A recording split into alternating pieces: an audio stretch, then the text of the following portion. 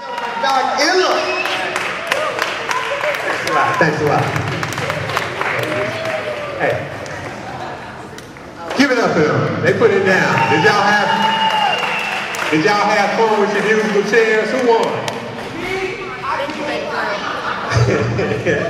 All right, we got some people in the audience that don't have integrity. Integrity is first. Let's give it up for Miss Sherry Cannon, the Hope Renewed Conference, because what they're doing is an amazing thing. They're giving back. And the reason that I'm here today is because that's my whole goal in life. Again, my name is Doc Illah. That's me in my military uniform. That's after I came home from Afghanistan. I served 26 years in the United States Army. I fought under both Bushes in 2 wars. Desert Storm back in 1990 and 91, and Afghanistan, Enduring Freedom in 2002 and 3. Yes, sir. Oh yeah, absolutely. My claim to fame, that I would call it, is the fact that I went over twice. One time as a subordinate, as a soldier, and I felt then that I had to make sure that all my people got back alive. The second time I went over as a commander, and I made sure that all of my people got back alive. And I told them before we left going over that if I didn't bring all y'all back, I wasn't coming back home. And I meant it. And I was very, very lucky, very, very blessed to have done that. With that being said, Lessons in Life is an album that I worked on for 20 plus years, because I served 26 years in the military, so I didn't have the time to be able to put into it the way I wanted to. By profession, I was a soldier, I'm a mailman, and I own 2 companies. I own my own recording studio, I DJ, and I do photography and videography. And I'm saying that to say that on a regular basis, I come out to schools, I go to the Juvenile Detention Center in Chicago, and just on the streets at random, I run into youngsters every day, and we get conversations going, because I need to know what's going on with you. The basic thing is, a lot of our youth, especially our young males, are without leadership and without parenting from a male perspective. And unless we can re-implement that, we're gonna have a problem. So I want to make this kind of interactive. So I'm gonna ask y'all some questions, and feel free to answer. And I want you to be as honest as you possibly can, because I know a lot of y'all are facing adversity or problems on an everyday basis that sometimes you don't have a male figure or somebody older that can guide you in the right direction to talk to. So with that being said, I'd like to, by show of hands, how many people in this room has a friend or knows somebody that's been a victim of gun violence? Raise your hand. Wow. That's the majority of people in this room. And that's not a good thing. You can put your hands down. Now, back in the days, if somebody got into something as simple as a fight, it was a fight, the fight was over with, and we was friends the next day. You had to know how to throw them things. Who's familiar with that? Anybody in your box? Also, okay. Oh, okay. So we got the ring. We could, you know. I don't know, my reach is kind of wicked now. I see you got that center of gravity, but my reach is wicked. But at the end of the day, if that fight happened and it was over, you lived. Right now, we're at a point where we got kids that can't go outside and play. You can't step outside your door and play. And right now, there's a level of disconnect between the elders and the children. By show of hands, how many youngsters on these seats feel like they have grown people or elders that don't talk to them, but talk at them? So is it safe to assume that if you wanted to have a conversation, you don't feel comfortable that you're going to have a conversation and that you're going to be talked down to? Okay, that's what we need to change.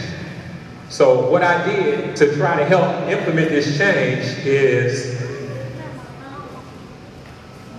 I put together an album, and the album is called Lessons in Life. And I'm gonna let y'all pass these around and look at it, because I want y'all to be able to tell me something about the cover. Just grab one and pass it around. I want you to take note, pass it around, and look at it and tell me something about the cover that you find unique. I'm gonna pass some out over there too. And I'm asking this for a reason. I want you to tell me what the difference is in the album cover that you see right now and the album covers that you see on a regular basis.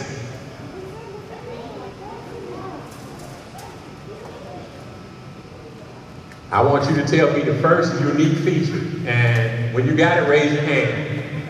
All right, stand up. What's the unique feature about this album cover that you see that you don't see normally on album covers? Looks like you got somebody on the street, and it looks like you got somebody that's Okay, he said it looks like I got somebody on the street and somebody that's in war. All right, you, Mr. MMA. It seems like, excuse me, it seems like this is you and you playing chess with yourself. Bingo. And it's, All right, he got it. What's your name? LaBelle got it right on. Both of them actually have it. But what he said is, he said it seems like somebody in war and somebody on the streets. Now, how many people play chess by a show of hands? Okay, so would it be safe to say that chess is a game where you're waiting on your opponent to make a mistake so you can capitalize? Yes, no, maybe? All right, so with that being said, lessons in life is exactly that. I'm playing a game of chess with myself. Basically, my military personality is playing a game with my civilian personality. And the whole thing behind the title Lessons in Life is I learn from my own mistakes. Now, there's another unique feature about this album. It's something about the cover that's different from every other cover that's out there right now. Can anybody tell me what that unique feature is?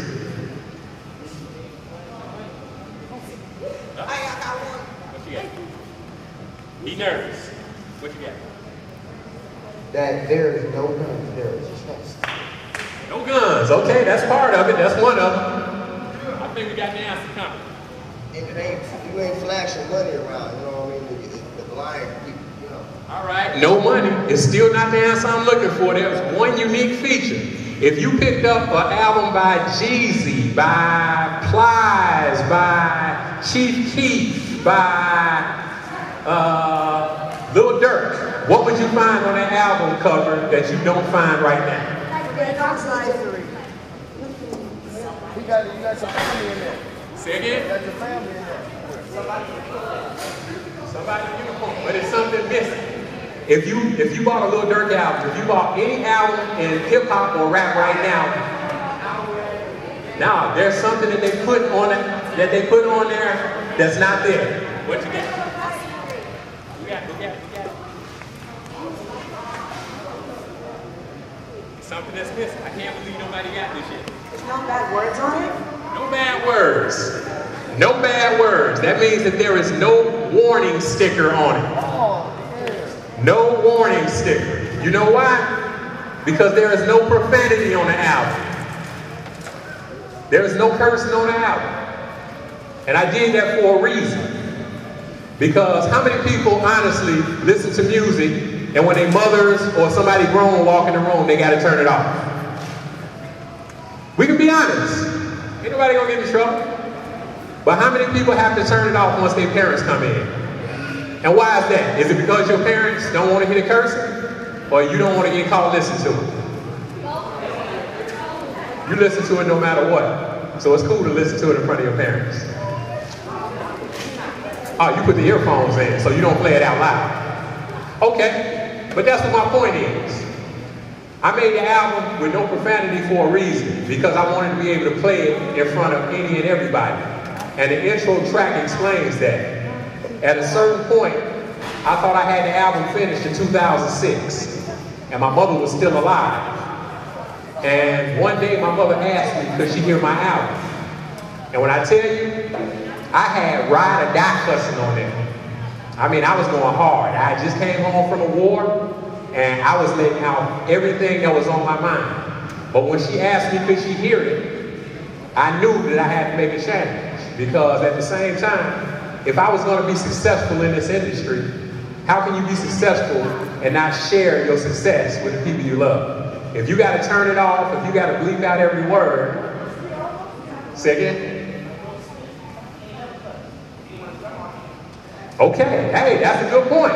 That is a good point. He said like Will Smith, because he didn't want his grandmother to hear him. How many people actually cuss in front of their parents? You do? Wow, okay. We got 2, we'll say 2 out of about 30. But I don't. With that being said, I would like to play a track from the album and tell you a little bit more about the album. What I did is, it originally had 10 tracks on it. It's got 13 now. And 3 of the tracks I wrote because of people like yourselves, youngsters. I went into a school, Oakdale Christian Academy, and I asked them what type of music they liked. And it was all black school. So I knew what the answer was before they asked. They said hip hop and rap. I said, okay, I had on a suit that day.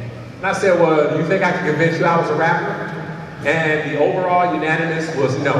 And I said, why not? They said, because you speak too well, your pants ain't hanging off your butt, you're not disrespectful, and you don't have a bunch of tattoos. How many by show of hands think that that's what makes up a hip hop artist? I'm shocked. It's the minority in here. But in a group of 5th, 6th, and 7th graders, they all thought the same thing. They thought that you were incapable of rapping if you wasn't cursing and you weren't being disrespectful. So with that being said, I want to play a track or 2. I'm going to pull out my laptop and play this song called City on My Back. And then I want to ask some questions about it. And based on the answers that I get, it will determine what type of prizes I give out amongst the group. And then I want to ask some questions that's directly affecting y'all, because I need to know what's going on in your neighborhoods and the reason that you even here tonight. Are we good with that? Now that was the first single off of the Lessons in Life album, City on My Back. And I wrote that song because of what those children told me at Oakdale Christian Academy. Basically, you couldn't rap because you spoke a certain way, because you didn't have a bunch of tattoos, you wasn't disrespectful, and your pants wasn't hanging off your butt. I say that to say this: I work a job, I own my own business, but I'm doing what I want to do. You see this? I paid for all of that. I own my own photography company. I DJ. People try to make you think that you gotta be a drug dealer. You gotta be a criminal in order to make money. They think it's lame to be educated, but I know different. And what's sad is a lot of our people become successful and they don't come back and share that information, how they got successful and what you need to do to get where they are. Would any of you agree with that? How many doctors do you see coming back into the neighborhood telling you what you should do?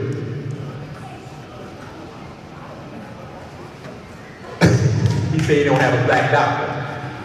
Hey, but that's real. I like the fact that you're vocal about what you think. I mean, what type of people would you like to see come back and give back and share opportunities with you? People that look like you. That's motivation. That's what I'm talking about. All right, does anybody else agree with that?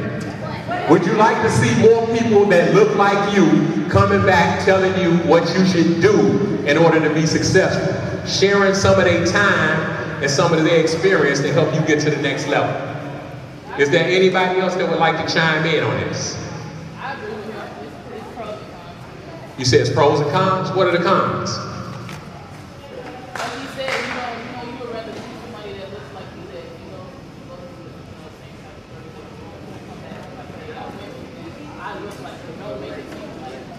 Okay, that's what I'm talking about. That's what I'm talking about. And that's the whole thing in a nutshell. Now, I don't know, how many of y'all from Chicago or been to Chicago? All right, cool. What side of town? How many West Siders in the building?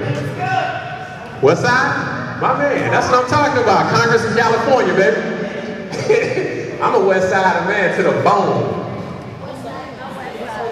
There you go, all day long. But that's why I'm here, because he said, you're OG. And, well, yeah, I mean, I'll be 50 next month. 50. Oh, West End? Oh man, show you right. Any South Siders in the building? We can't leave out the South Side, they get salty. I actually have a house on the South Side, so I got to represent too. But like I say, I'm from the West Side. I'm a true blue West Side. And my whole thing is to show you this. I come from the West Side. I come up with some of the hardest criminals you ever want to meet in your life. And a lot of them locked up and dead right now.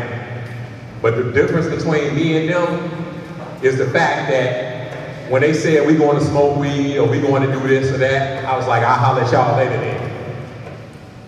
Because I had parents that would beat me senseless.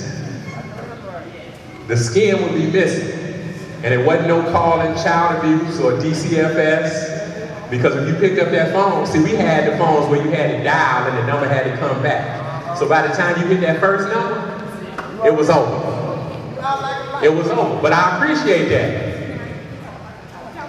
Now I'm going to share something with y'all. How many people in here, by show of hands, have been in the classroom and might not be the A student, but when they asked a question, they were scared to raise their hand because they didn't want to get clowned because they really didn't know the answer. All right, we got a couple of honest people here. I like that. That was me. That was me, for real. I went to Marshall High School, and I started in Chicago on the west side, but I graduated in Georgia. And that's because I left. I left because I was standing next to the guy that got shot on 2 different occasions. One time on on California and Harrison, in front of a tavern, and another time in front of Marshall High School. So I figured the third time might be a charm. So I asked my mother, could I move down south and finish high school? Now, in doing that, I got put back 2 years. Now, at that point, I could have came back to Chicago, went back to Marshall, possibly finished, possibly stayed alive, or I could have stayed down there and knew that I have about a 75% chance of living. So I decided to stay down there. But I did finish, and that's the key. No matter what anybody tells you, don't listen to the people that haven't done what you want to do. If you want to accomplish something, you got a dream, you got something that you want to do, man, absolutely, do what you need to do. How many people got that friend that's always doing something wrong? 9 times out of 10, if they going out to do something, you really don't want to go, but sometimes you feel like I gotta go, that's my home. Okay, think about it like this. Now, a lot of people raise their hand when they said they got homies that's been shot or they know somebody directly that's been a victim of neighborhood violence. Everything comes down to a series of choices. And that split decision that you make in a critical moment is what's going to be the difference between you living and dying, achieving what you want to achieve or failing. The difference between being free to sit out here in the audience or being locked up.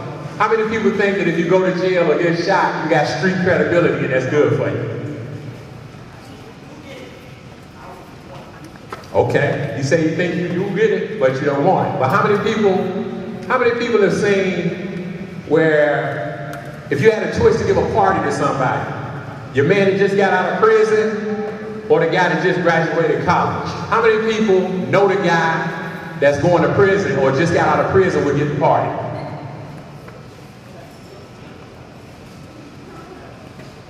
I know quite a few of them.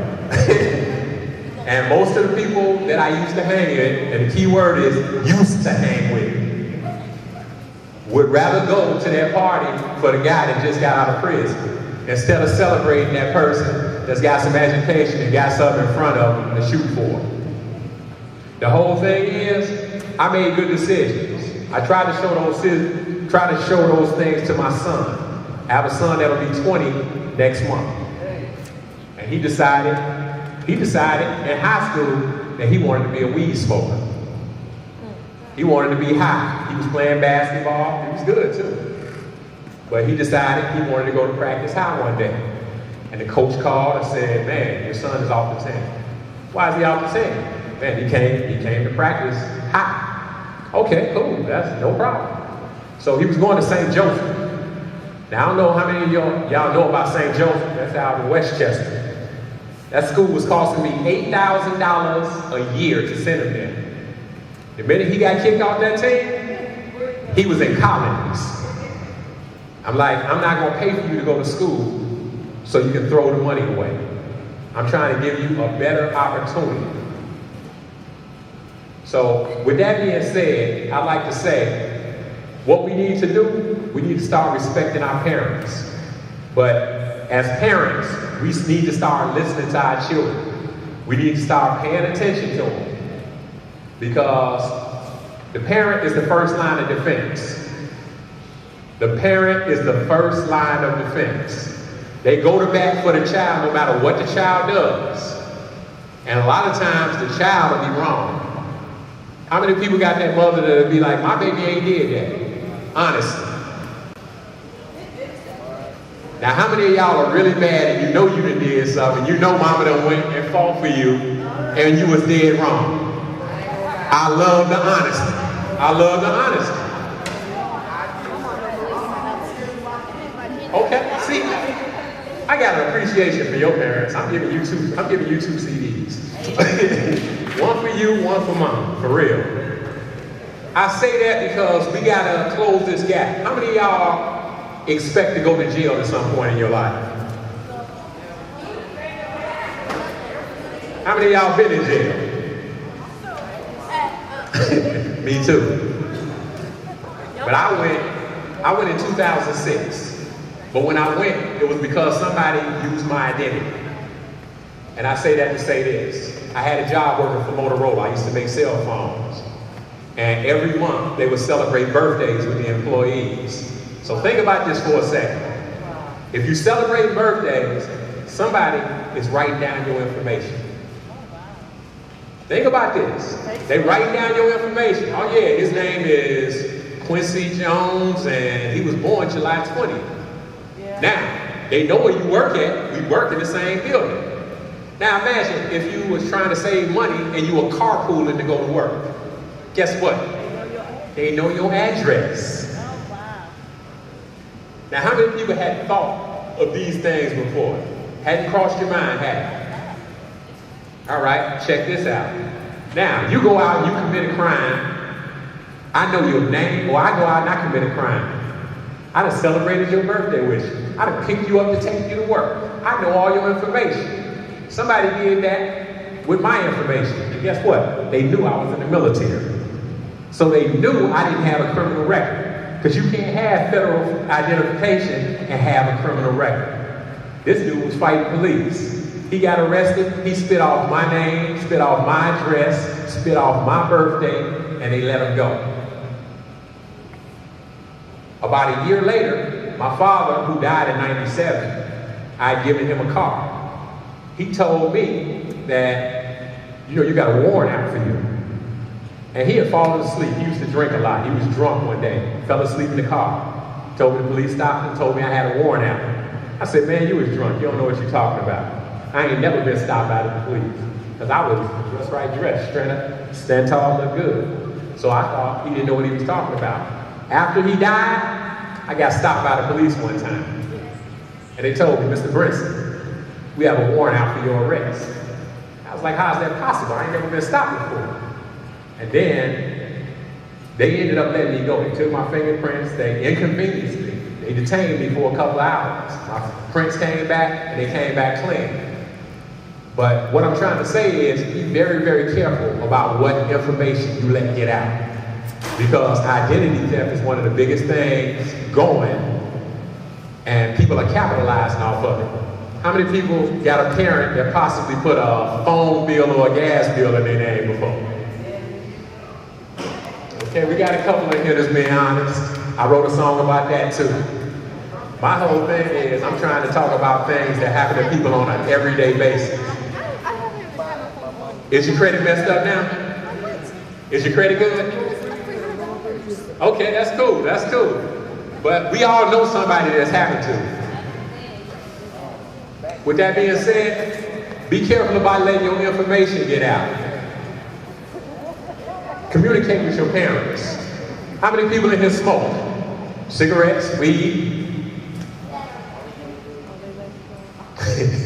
I like this guy. I love it. Hey, I'm the same way. I'm honest about everything. I give it to you. If you want to know the answer, ask me. You guys gotta go. But if you're scared of the answer, you might want to hold back. What I want to do now, I want to go over another song called The Question, and I want to see what y'all get from the song. How many of y'all got something from sitting on my back? Did you actually hear what I was saying? Huh? You saw the truth. What did you get from that song? I want people to pull up their pants instead of sag, and it's true. Oh, wait a minute. This coming from a young lady. Okay, so you don't like to see their pants now. You're a young lady. Right.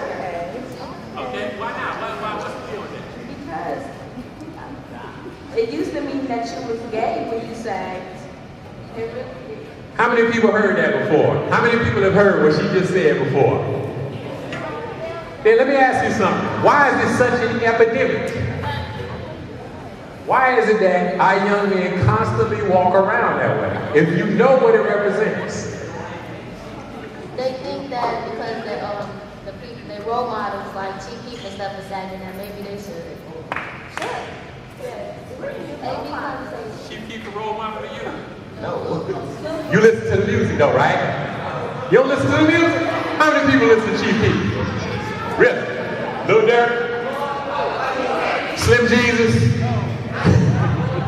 Drake? Alright, what about J. Cole? That's my man. Kendrick Lamar. See, I got a group of intellects today. I like this group. I love the intellects because that's what I'm about.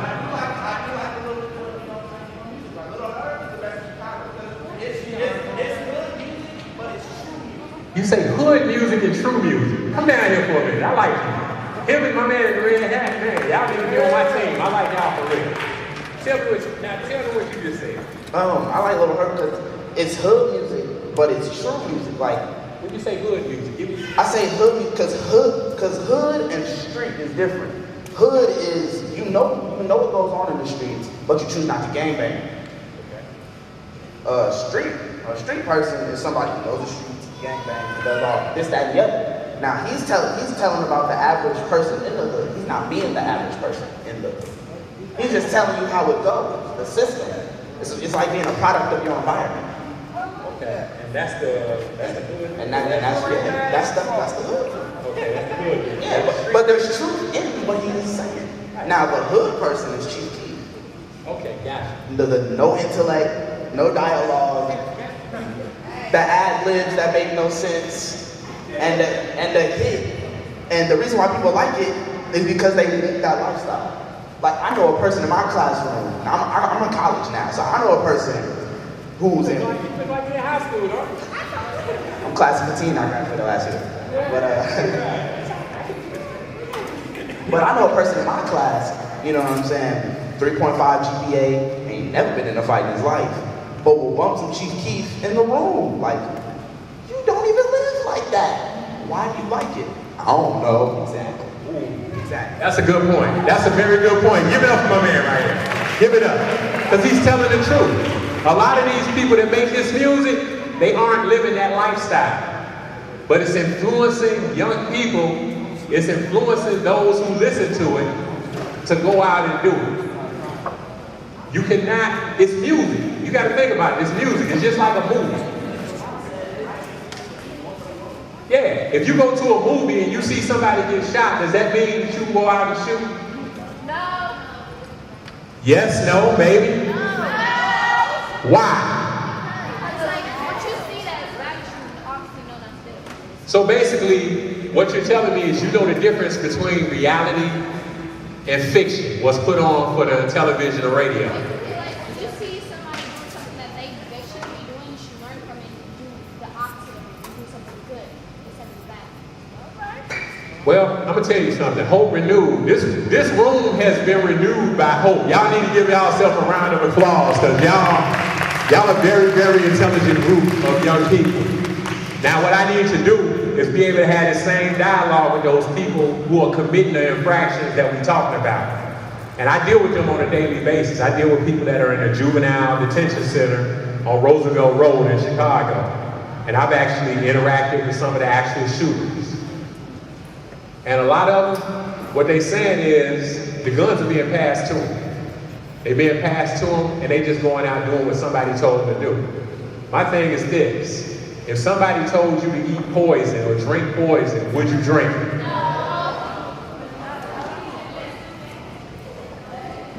Bingo. Now, those same people, they mamas will tell you, no, my baby didn't do that. Like I just asked y'all, my baby didn't do that. My baby ain't capable of that. But I just saw your baby shooting. But I just saw your baby shooting. Your baby is bad as HE double hockey sticks. The thing that we got to do is make that split decision that's gonna determine whether we're gonna make it here or be here tomorrow. And I am very, very collectively happy with the group that I'm sitting in front of. Y'all seem to be very intelligent. Let me ask you a question, and this is important. How many people can rock to the mic the type of music that I put out today? Honestly. Wow. Thank you, I appreciate that. And I made it because I wanted music that y'all can enjoy, but I put music on there that the elders could enjoy.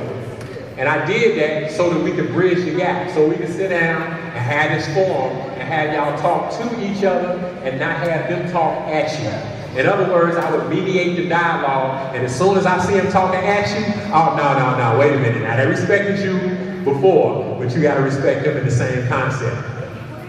And we need to have that open forum. How many people agree with that? Yes? No? Can I hear something? Let me know. Let me know if you agree. All right, then that's what we need to do. We need to open up that dialogue, and we need to get that going. So I want to play another song. It's called The Question. I wrote this song in a day. Yes.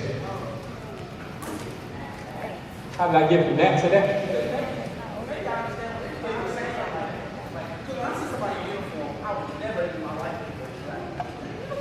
And you know what? Okay, I'm glad you said that, because I'm going to play. What I did, I was a commander of a unit. And I've been deployed twice. I was going to get deployed for a third time. And when I was supposed to go back over for my third deployment, they wouldn't let me go. They told me that I was suffering from post-traumatic stress disorder. Oh, it's a real thing. It's a very, very real thing. And in doing that, I was upset because I wanted to go where my soldiers were. So basically, before my mom died, she asked me why wouldn't I get out of the military? And I told her that my soldiers were like my kids. I say, the same way that you would fight for your children, I would fight for my soldiers. And I can't get out of the military, because if I get out right now and something happens to one of my soldiers, I gotta live with that guilt for the rest of my life. So I told her that after I trained up this last group and get them ready for deployment where they would be leaders, that I would get out of the military. Now she died before it happened, but the minute that I was able to send my soldiers back over, man, they all came back home. As a matter of fact, some of them got promoted, some of them are now sergeant first classes, and up for master sergeant in the military. So I fulfilled the obligation. But in doing that, I made sure that on my album, I dedicated 4 of my songs to the military. How many people in here know somebody in the military? So you will probably be able to appreciate one of the songs. I did a song called I Salute. I did one called Leaders. I did a party song for them called Weekend Pass. And the last song on the album is called Post-Traumatic Stress. And I think I'm gonna play Post-Traumatic Stress just to see how y'all feel about it. Can we do that? All right, we're gonna rock this real quick. Hold on a second. And I did that as a tribute because, like I say, a lot of people talk about the soldiers. They talk about, we miss them. They'll throw up the yellow ribbons. Be a day or two, somebody dies, but they forget it. And it's a lot of families that suffer. It's a lot of soldiers that suffer from PTSD, from TBI, TBI is traumatic brain injury. That comes as a result of being too close to an explosion. Suddenly your head shakes. You can't physically see the damage, but the damage is there. Post-traumatic stress. You can't physically see the damage, but the damage is there. They'll say that ain't nothing wrong with you. You come home. I know soldiers that have came home, they got diagnosed with PTSD, they go to the VA, and you have people that never put on a uniform telling them that nothing's wrong with them. So they followed all the rules. They did everything they were supposed to do in the military. They get home. They're expecting this system that's put in place to take care of them, to look out for them after they served their country, after they did all they can do. They alienated from their children, their wives, their husbands, their parents. And the family doesn't know that there's something wrong with them. And the only link that they have to their sanity at this point is dependent on the VA to do right by them. And they hit them with claim denied. Claim denied. When you hear claim denied, I know so many people that committed suicide behind those words that it's ridiculous. So that's just a little history lesson on me, hip hop, and that military uniform. Like you say, you got confused because you seen me in uniform. But do you doubt my skill set based on what you've heard so far? Okay, you say you can't say nothing? How you feel about it though? Okay, so can we say we respect this? Okay, so what I'm gonna need y'all to do, I'm gonna give everybody a card. And what I'm gonna do, because I really, really like this group, I went to a radio station in Chicago. I'm not even gonna say what radio station it is. And I took my music there. I ain't even gonna say it. But I took my music there. And my man told me, he said, the music is dope. He said, but we can't play this. And I said, why not? He said, it's too positive. Too positive. Is it possible to have music that's too positive? That's like saying you overqualified. There you go. Overqualified. That's a great answer. Is it possible to have music that's too positive? So you're telling me that if you heard this music on the radio, you would listen to it? See, that's what I need. I need for the people to make their voices heard. So what I'm going to do, I'm going to give you my cards. You can go to my website, check out my videos. There's a video on there for City on My Back. And you're actually going to see what I was talking about because I broke it down in the video. But we have to chime in. So I'm taking the music to the streets. I decided since the radio won't play, I'm coming to y'all myself. And when I present it to you, it's like a job interview. You give me the interview, I get the job. Period. And I dare anybody that thinks that they can outdo me to step down into the mic. We can put some topics inside a hat and freestyle. Because that's how I used to do it coming up. And I see the red hat, he looking like, yeah, I challenge you guys. Come on up here, yo. What you got? But with that being said, what I want to do, I want to make sure that I get everybody in this crowd a CD. And that's on me. And that's going to be my thank you to Sherry Cannon and her Hope Renewed Conference for having me out and letting me display my music and tell my story to you. Is that cool with everybody?